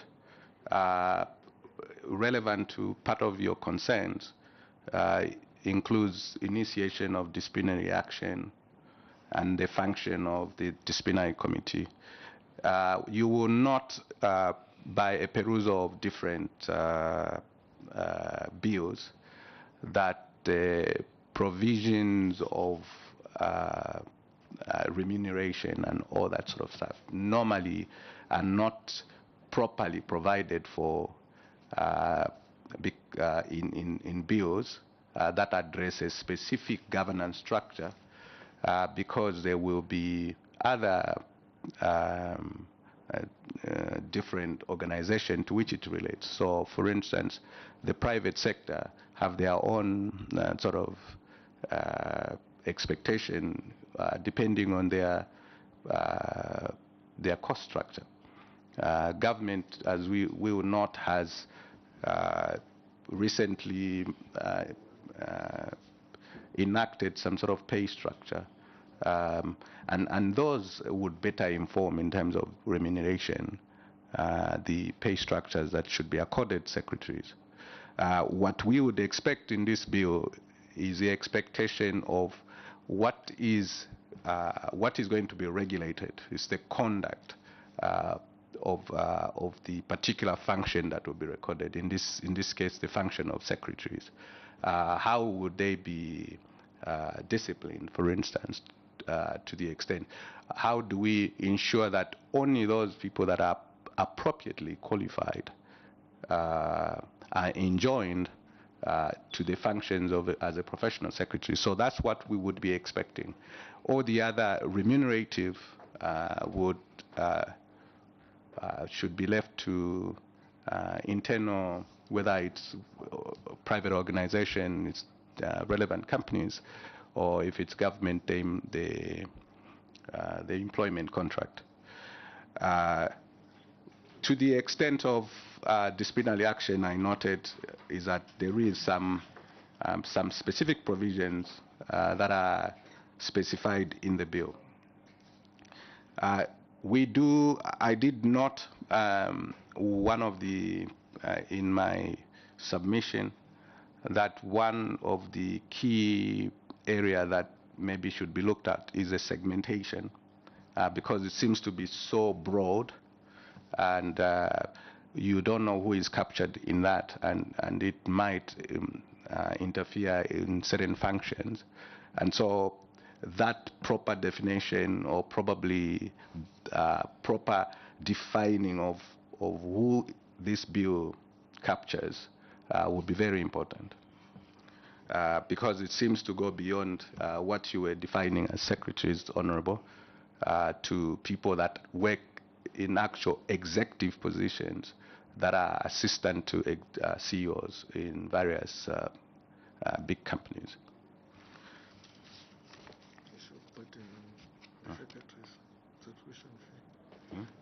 Yeah. And witness, you can feel free to pass other questions to any one of your colleagues. Thank you, Chair. And in terms of the burden, and I'm hoping I've answered that reasonably, or I'll get the follow-up question. In terms of the burden, I would say once you set up an institute, the follow-up is fees to pay the functionaries that you employ in that institute, as well as the activities. So, as you rightly pointed out, there will be there will be certain expectations, and there are expectations for each one of us to function properly and ensure that you push your specific agenda, in this case the professional secretary's agenda, would more rightly be pushed forward and progressively by an institute that is more organized. And so for that sort of function, there is a burden that is accorded to each one of us. And I'm sure depending on the categories of membership, those fears of charges being high could be looked at. But I would say that would be a function that the institute itself has to address rather than the bill. Thank you. I thank you, Chair. Okay.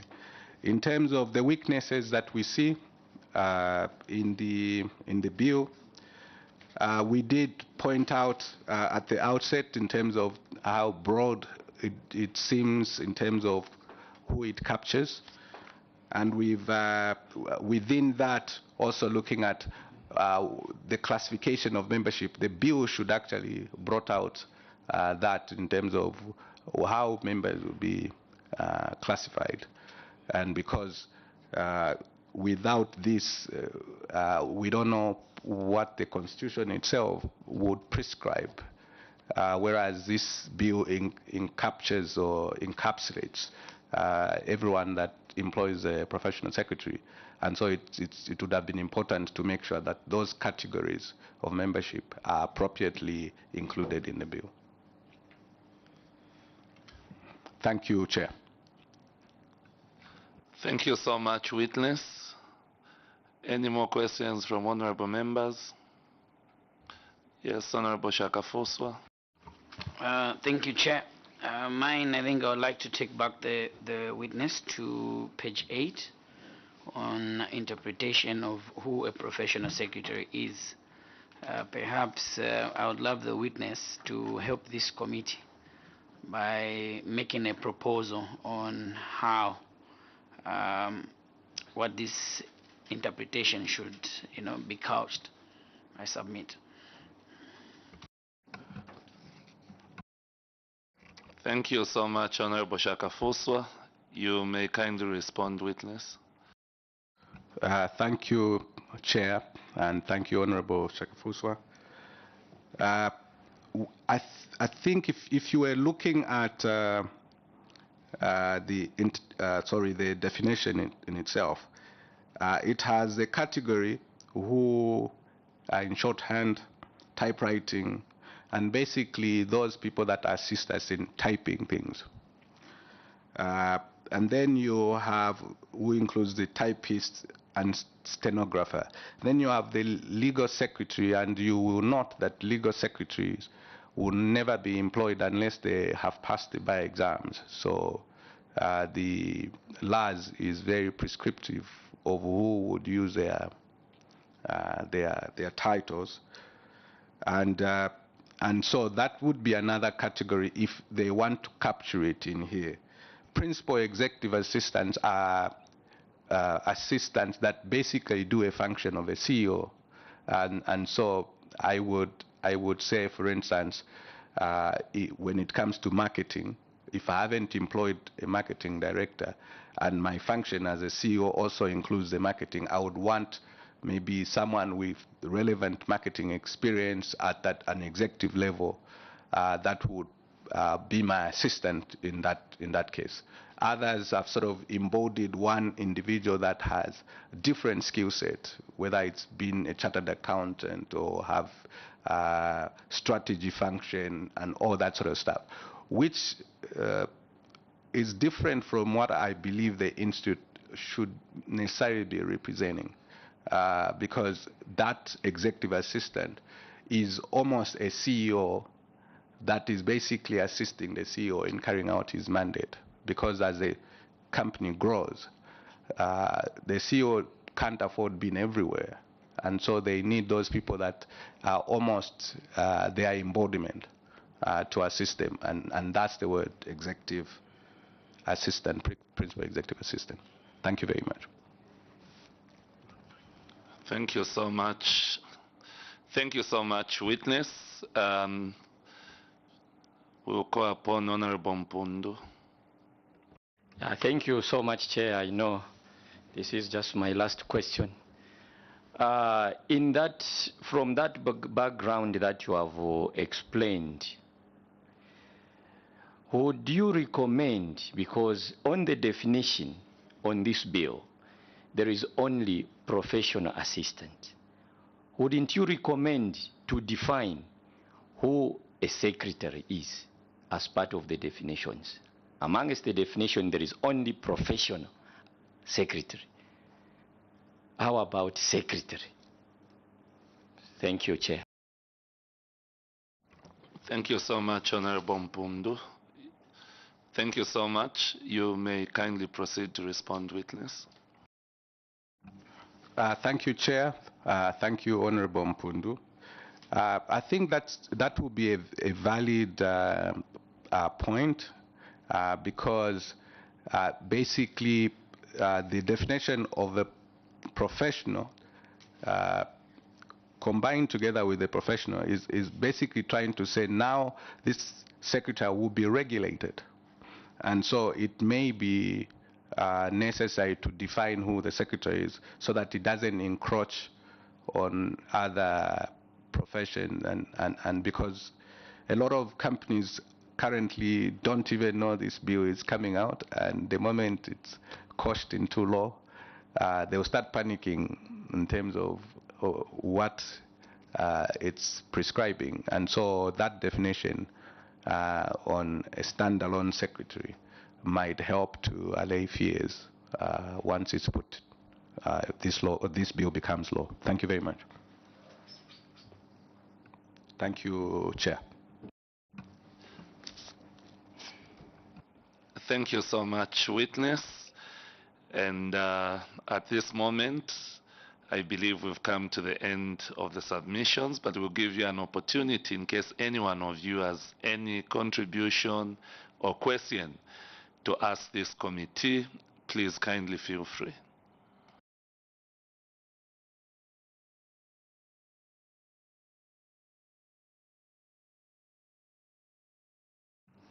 Thank you, Chair. I think it's just an addition to the submission and the follow-up to the question that was raised by Honorable.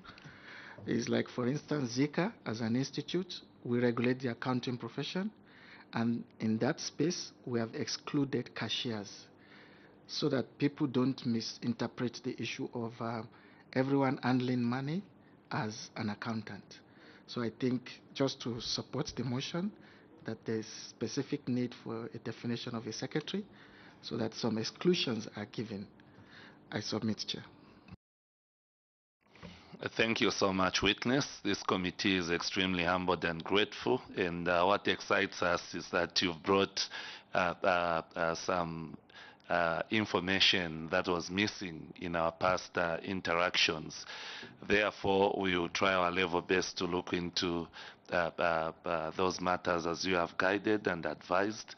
And once more, we are extremely grateful that you found time to come and appear before this committee and also make your submissions.